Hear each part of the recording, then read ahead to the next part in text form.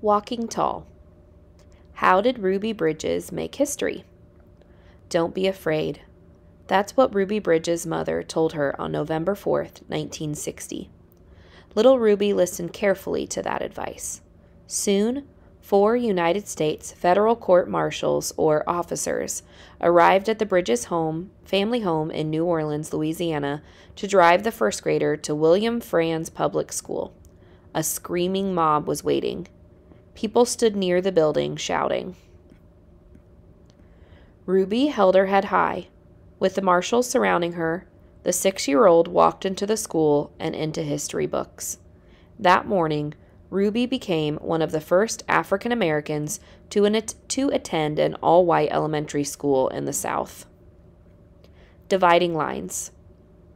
For a long time, parts of the United States were segregated or separated by race. Under law, black children could not attend the same public schools as white children. People of different races also had to use separate public restrooms and drinking fountains. U.S. leaders worked hard to end segregation. They wanted all Americans to have civil rights. Civil rights are the rights to be treated equally. In 1954, the U.S. Supreme Court ruled that segregation in public schools was unconstitutional. The case was Brown versus the Board of Education. By the year 1960, however, many southern cities, including New Orleans, were still not following the court's ruling. That prompted a federal court to take action in New Orleans. It ordered the city to desegregate its public schools. Ruby Bridges was one of the first students to lead the way. School days. Ruby made it inside William Frantz Public School that first day. However, there was so much uproar that she didn't make it to class. From the principal's office, Ruby watched as angry parents pulled their children out of school. On her second day, Ruby met her teacher, Barbara Henry. By then, so many kids had been removed from the school that Ruby was Henry's only student. The pair worked one-on-one for the whole year.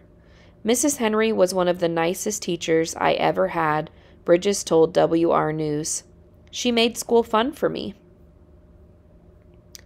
Outside the building, people continued to protest. Others, though, believed everyone should have civil rights. By the end of the year, crowds began to dwindle or decrease. When Ruby returned to school for second grade, there were no more protesters. Many of the other students had returned. Building bridges.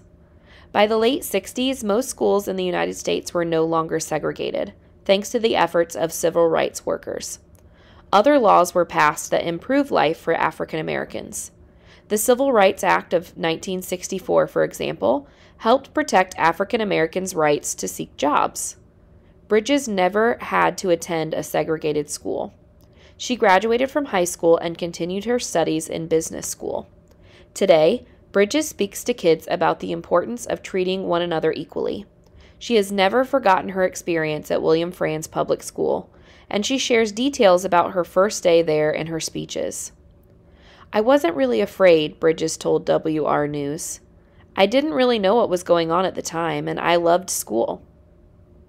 The Little Rock Nine. Before Ruby Bridges, there was the Little Rock Nine.